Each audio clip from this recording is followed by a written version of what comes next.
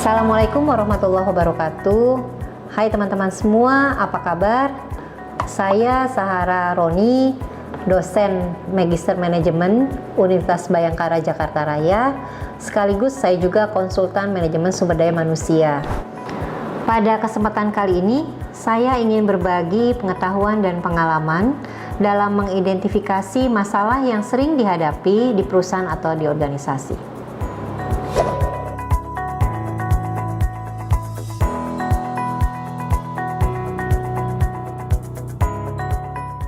Pada video kali ini, saya ingin menyampaikan tentang manajemen perubahan. Dunia tidak semata sedang berubah, tetapi sedang terdisrupsi. Kemampanan tiba-tiba runtuh dan ketidakmungkinan jadi terjadi. Jenis pekerjaan bisa berubah setiap saat. Profesi yang tadinya tidak ada, tiba-tiba ada. Yang dulunya ada, tiba-tiba hilang.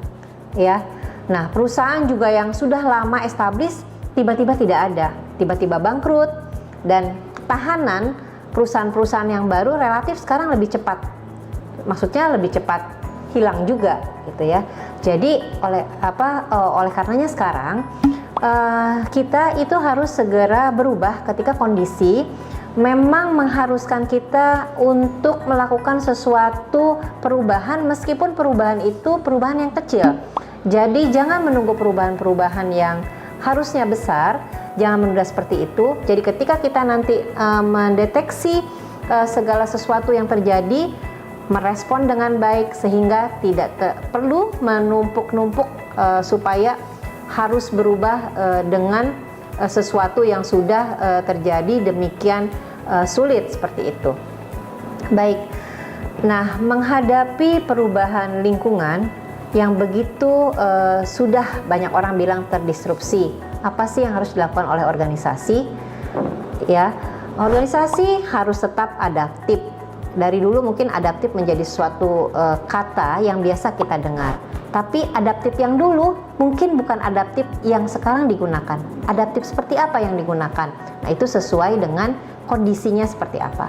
Kemudian kita harus lebih resiliensi, lebih kokoh, lebih tangguh, lebih punya kekuatan untuk menghadapi sesuatu yang terjadi seperti sekarang ini.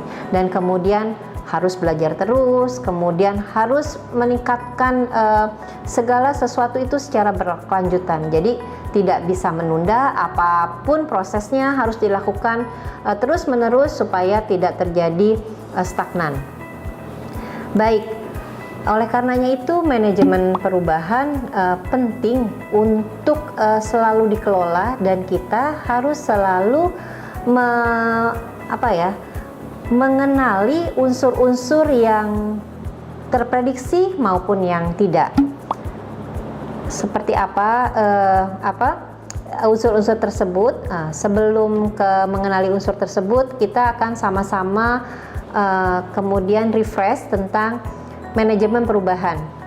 Manajemen perubahan tidak lepas dari perencanaan perubahan, pengendalian, pengimplementasian sebagai aksi terhadap perubahan.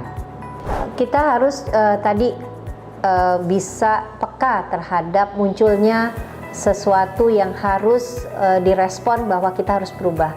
Tanda-tanda seperti apa saja yang kita lihat bahwa tanda-tanda itu harus diikuti dengan perubahan. Misalnya adanya muncul konflik pada level tinggi, ya. Ketika muncul konflik di level tinggi, biasanya itu terjadi karena adanya perbedaan persepsi dan cara pandang terhadap sesuatu hal yang sangat berbeda. Biasanya perbedaan itu dipicu karena otoritas jabatan, kemudian karena pengalaman kerja. Biasanya itu terjadi karena senioritas. Semakin senior, orang kadang-kadang semakin tidak aware bahwa mereka justru sebagai model yang memberikan memberikan kemudahan atau tidak menimbulkan gap-gap pada level-level tertentu. Namun hal yang terjadi faktanya bisa sebaliknya. Makin senioritas, makin mereka membuat gap-gap tersendiri. Nah, untuk mengetahui apakah level konflik sudah pada level tinggi ataukah belum, hal tersebut dapat dilihat dari efek konflik terhadap kekompakan tim, sinergitas tim, dan kemudian alih-alih dampaknya ke kinerja organisasi. Ketika ada rumus banyak berkembang, ketika ada sesuatu yang tidak mudah selesai, bertumpuk-tumpuk, dan serta hubungan interpersonal antara pihak itu makin banyak yang terlibat, nggak selesai-selesai. Nah, gimana sih caranya untuk bisa mendeteksi? Nah, itu dibutuhkan sekali kepekaan pemimpin dalam melihat kondisi organisasi agar penanganan konflik tidak ditunda-tunda dan segera harus diselesaikan untuk memberikan juga solusi kepada pihak-pihak yang terlibat. Hal lain yang bisa menjadi kenapa organisasi harus berubah gitu ya. Ada tanda tanya lain, yaitu tentang tanda-tanda tentang semangat kerja karyawan itu menurun.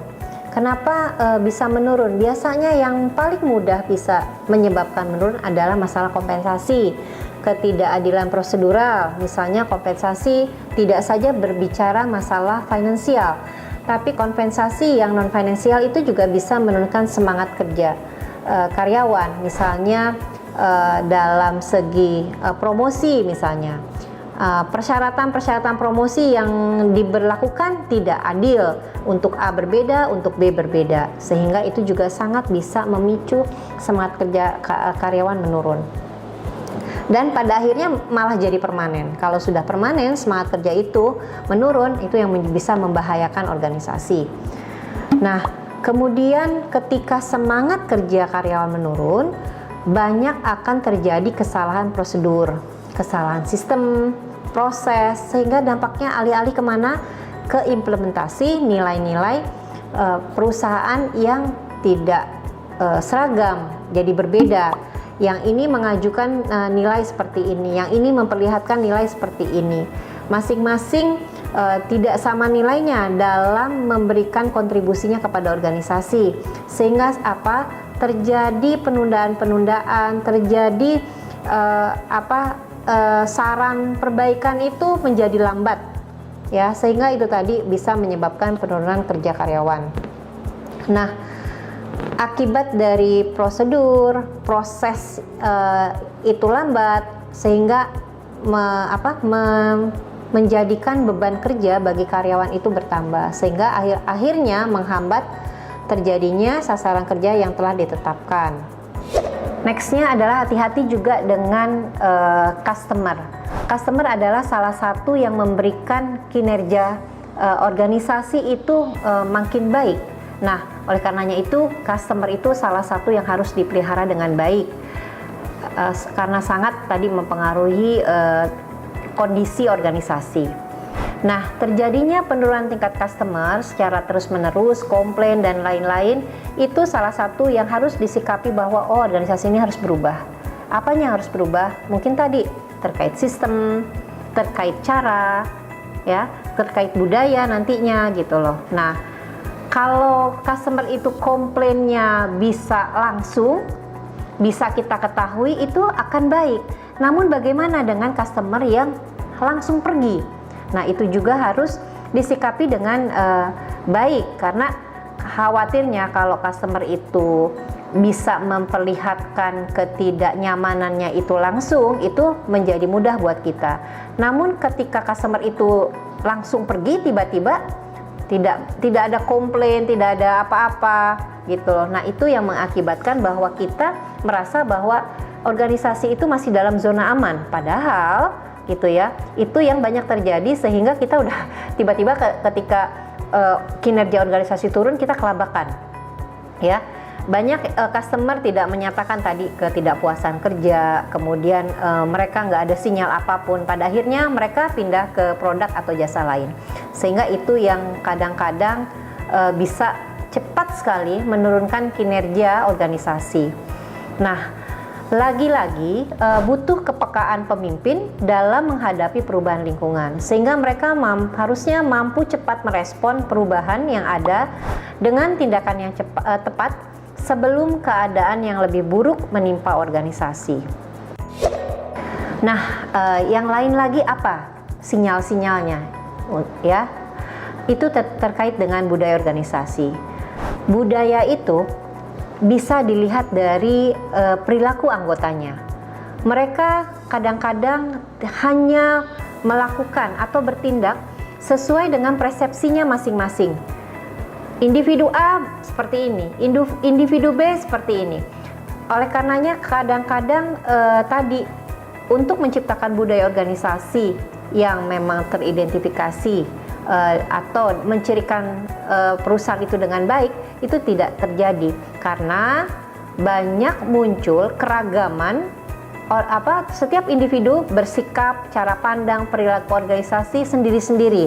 Makanya ada silo. Makanya mereka akhirnya bertindak tidak sesuai dengan nilai-nilai yang seharusnya dimiliki oleh organisasi.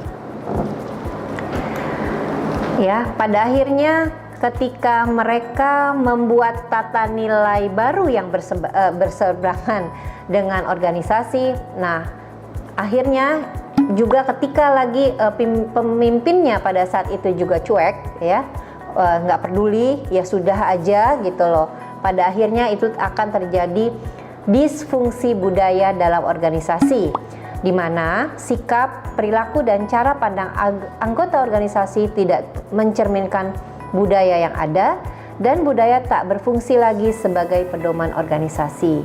Kalau sudah terjadi seperti itu sudah menandakan bahwa harus ada manajemen perubahan. Tadi ya, ada kesenjangan, ada konflik. Nah, kemudian semangat kerja menurun. Ketiga lagi tadi ada apa? Ada budaya kerja. Ada lagi apa tadi? Customer, ya, customer komplain atau customer tidak komplain tapi pergi. Nah, itu tadi udah ada 4 yang harus segera direspon dengan cepat, terutama oleh pimpinan. Nah, apakah apakah manajemen perubahan itu harus segera dikelola sedemikian cepat oleh organisasi atau tidak? Nah, kemudian lagi ada satu hal yang kita harus perlu lihat, bahwa munculnya persaingan atau satu kompetitor baru yang ada, ya, muncul yang bisnisnya itu sama kita. Nah, bagaimana ketika mereka memiliki diversifikasi produk yang baru? Nah, apa yang harus kita lakukan? Belum selesai dengan masalah internal, tapi kita harus menyikapi dengan permasalahan eksternal. Nah, kalau sudah tumpang tindih seperti itu, rasa-rasanya udah harus benar-benar cepat berubah, ya, dan mulai membuat satu task force, ya, untuk mengelola manajemen perubahan. Karena tanpa seperti itu kita akan dengan segera itu sih udah kelihatan sinyal bahwa organisasi, ya, akan menurun dan kemudian akan terjadi inefisiensi di dalam perusahaan, sehingga penurunan kinerja di dalam organisasi itu